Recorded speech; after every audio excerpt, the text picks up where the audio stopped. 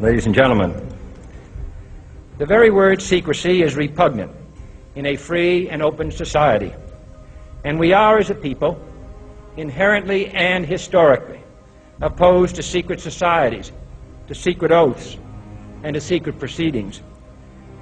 We decided long ago that the dangers of excessive and unwarranted concealment of pertinent facts far outweighed the dangers which are cited to justify it.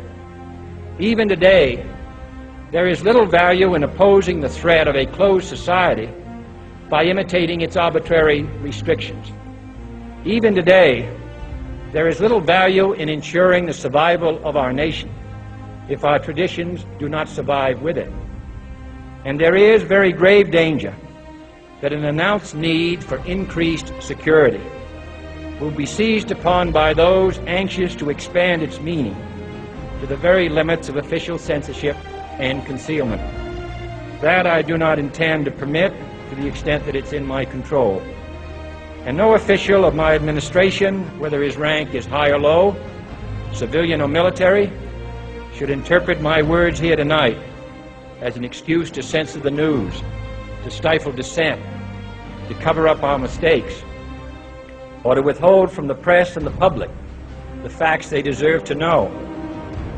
For we are opposed around the world by a monolithic and ruthless conspiracy that relies primarily on covert means for expanding its sphere of influence, on infiltration instead of invasion, on subversion instead of elections, on intimidation instead of free choice, on guerrillas by night instead of armies by day.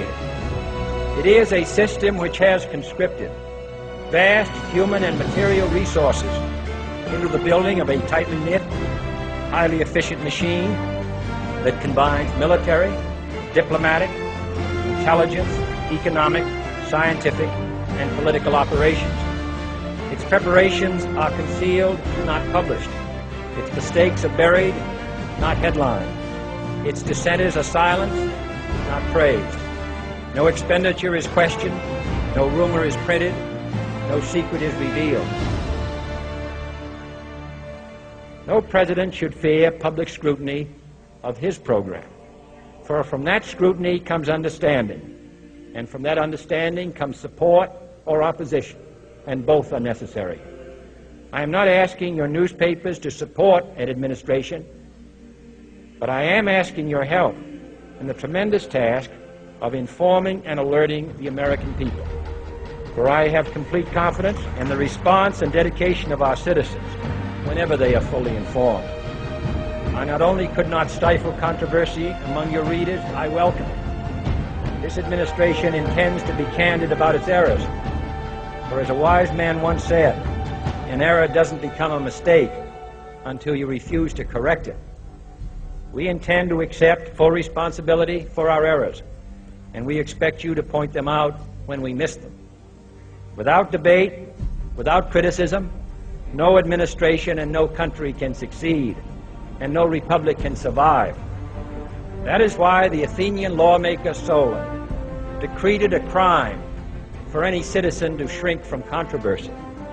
And that is why our press was protected by the First Amendment, the only business in America specifically protected by the Constitution, not primarily to amuse and entertain, not to emphasize the trivial and the sentimental, not to simply give the public what it wants, but to inform, to arouse, to reflect, to state our dangers and our opportunities, to indicate our crises and our choices, to lead, mold, educate, and sometimes even anger public opinion. And so it is to the printing press, to the recorder of man's deeds, the keeper of his conscience, the courier of his news, that we look for strength and assistance, confident that with your help, man will be what he was born to be, free and independent.